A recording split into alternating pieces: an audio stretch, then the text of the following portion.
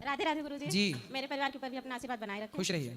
मेरा कुछ कोई परेशानी तो नहीं है जी। मेरी नौकरी नहीं लग रही है, इसकी वजह से मेरे हस्बैंड से थोड़ी मनमुटाव रहता है। आपकी नौकरी नहीं लग रही है तो आप क्यों लड़ती हो पति से? मैं नहीं लड़ती, मैं शॉपिंग करती हूँ, बोलते हैं मेरा पैसा खर्च करती हो। तो आप क्या शॉपिंग में पसंद करती हो खरीदना? कुछ नहीं, बस वही तो लड़कियों को पसंद होता है, कपड़े गहने यही सब। तो गहने मतलब सोना? सोना तो इतना नहीं रहता, कपड़े ही परचेज करती तो हूँ। कपड़े हर महीने अलग अलग, मतलब हर दिन के लिए अलग? ऐसा नहीं रहता। 365 जोड़ी नहीं हैं? कोई फेस्टिवल हुआ, कुछ भी हुआ तो मतलब एक बार जो कपड़ा आप पहन लेती हैं त्योहार उत्सव में, उसको दोबारा रिपीट नहीं करती? नहीं, ऐसा कुछ नहीं है। मतलब इनको ऐसा लगता है मैं फालतू खर्च करती हूँ, उससे थोड़ा मनमुटाव हो जाता है। आपके पति कितना कमाते हैं? 1.5 लाख महीने का। और आप कितना खर्चा कर देती हो?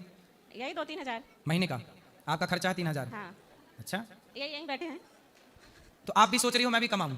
जब कोशिश करती हूँ, जॉब नहीं लगती, इनका कहना है कि तुम कुछ करती नहीं हो, अब घर में बैठी रहती हो। तो आप क्या करना चाहते हैं? कुछ नहीं, ऐसा कुछ नहीं, मेरी बच्ची है तो इसी को संभालने मेरा टाइम जाता है। जी ठीक है, बच्ची को संभालिए। आप काम करेंगे तो बच्ची को कौन संभालेगा? हाँ, ये किसी से संभलती भी नहीं है, खाना किसी के हाथ से खाती नहीं है ये। तो आप थोड़ा खर्चा कम नहीं कर सकते?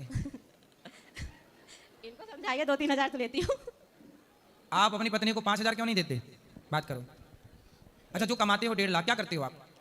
गुरुजी 1.5 लाख हाथ में नहीं आता गुरुजी, पेमेंट है 1.5 लाख, उसमें से करीब 1,10,000 या 20,000 आता है। क्या सरकारी हो प्राइवेट हो? प्राइवेट नौकरी। क्या काम है? मैं आईटी सेक्टर में हूँ। फिर सही है। तो आप ये बताओ, तो पत्नी को 5,000 भी नहीं देते महीने का? नहीं देते हैं, पैसा देते हैं, लेकिन फालतू। अच्छा, जो 1,10,000 आता है नहीं, वो किसको देते हो? नहीं जो सैलरी आपकी आती है? सैलरी तो कुछ मतलब खर्च भी होता है, जैसे मैं बैंगलोर में रहता हूँ तो वहाँ एक्सपेंसेस ज़्यादा हैं, तो वहाँ भी खर्च होते तो हैं। पैसे अपने पास ही रखते हो कि पत्नी को दे देते हो सारी जो भी कमाते हो महीने का? नहीं, कुछ सेविंग करते हैं और फिर कुछ पत्नी को देते हैं। फिर पत्नी को कितना देते हैं?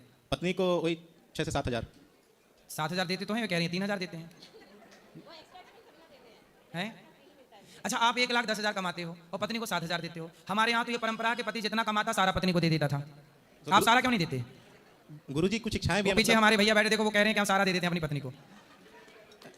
गुरुजी मेरी इच्छा है कि मैं कुछ अपने पैसे से कुछ जमीन वगैरह खरीदूं और आपकी अपना इच्छा घर सही। बनवाऊं। आपका घर नहीं है अभी? घर है, मतलब मेरा खुद का नहीं है। कहाँ पे बनवाना है आपको घर? अपने मतलब गांव में ही। सही है, तो आप बिल्कुल जमीन खरीदो। क्यों नहीं खरीद? आप कुछ खरीदी? अभी नहीं खरीदे, उसी के लिए पैसा इकट्ठा कर रहे हैं। देखो, जमीन खरीदना जरूरी है। उसके लिए भी बोल रही हूँ बहुत दिन से, उसमें भी कोशिश नहीं कर रहे हैं। बहुत दिन से प्लान चल रहा है कि ले लें, लेकिन हो तो नहीं अब पा आप रहा। इतने महंगे कपड़े पहनोगी तो कैसे आदमी जमीन खरीदेगा? थोड़ा सस्ते कपड़े पहन लो। जी महाराज जी। पति के पैसे बचाओ। पत्नी को, पति का धर्म है सारे पैसे पत्नी को दे। हाँ। और पत्नी का धर्म है कि उसमें 1 रुपए भी खर्च ना करे। जी। अपना और जोड़े तंगोड़े का जहां मिल जाए तो उसे भी उसमें ऐड कर दे। कम खर्चीली पत्नी जिनकी होती हैं वही परिवार सुख समृद्धि से परिपूर्ण होते जी हैं। महाराज। जिनकी स्त्रियां खर्चीली होती हैं ना, वो आदमी कमाता कमाता मर जाए, तरक्की नहीं होती, उस घर में बरकत नहीं होती। अच्छा बताओ, घड़ा है, घड़ा, और घड़े में एक छेद है, तो भरते रहो पानी, जी महाराज जी। भरेगा? नहीं। ऐसे ही है, पत्नी यदि खर्चीली है तो पति कभी भी सफल नहीं हो सकता। हर पति तब सफल होता है जब स्त्री पैसे को बचाने वाली हो, और पुरुष भी बचाए। हम ये नहीं कहते, देखो आपके पुरुष, आपके पति ज्यादा कमाते हैं, मतलब कमाते ज्यादा हैं, खर्चा ज्यादा है इनका? नहीं, इनका कोई खर्चा नहीं है। परेशानी यही है कि खर्चा नहीं करते। अभी जमा समय है, जोड़ लो पैसा, जोड़ के जमीन वगैरह ले लो, घर वर बना लो, भविष्य की प्लानिंग है उनके पास। नहीं, तो उसके लिए भी तो रेडी हूँ मैं, एक्सपेंस कम करने के लिए रेडी हूँ। ये ले तो हैं तो जमीन तो ले।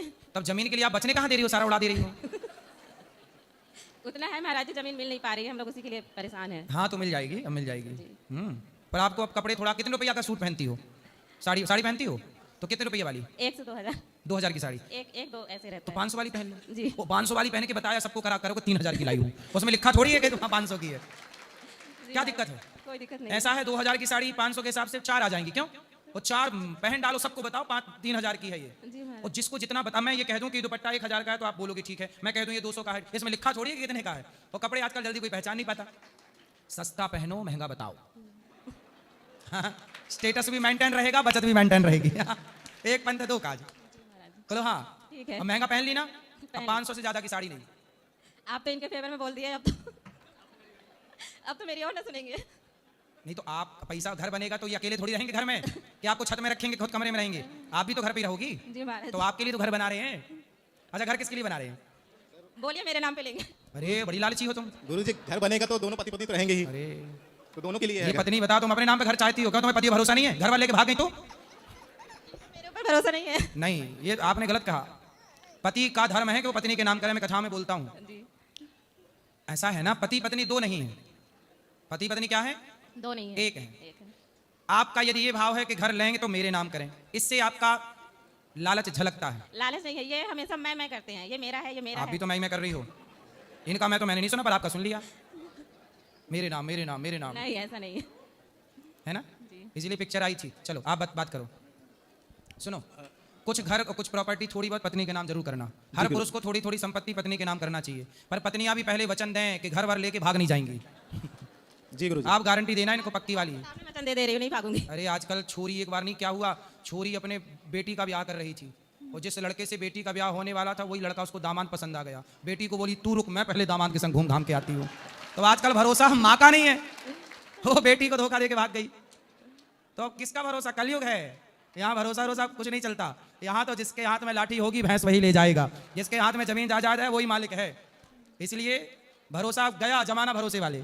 अब भरोसे से काम नहीं, कौन भरोसा? एक बेटे के बारे में मैंने सुना कि उसकी पत्नी ने तलाक का, उस पति को पता चल गया कि मेरी पत्नी तलाक देने वाली है, तो लड़के ने अपनी सारी जायदाद माँ के नाम कर दी। सत्य घटना है। एक बेटे को पता चला कि मेरी पत्नी तलाक की तैयारी कर रही है, तो चुपके से बेटे ने कहा कि पत्नी करेगी तो पत्नी आधा ले जाएगी। तो बेचारे बेटे ने सारी संपत्ति किसे दे दी? माँ को। और माँ को दिया तो माँ भाग गई। अब कर लो भरोसा। कलयुग तो आज उल्टी गंगा बहा रहा है।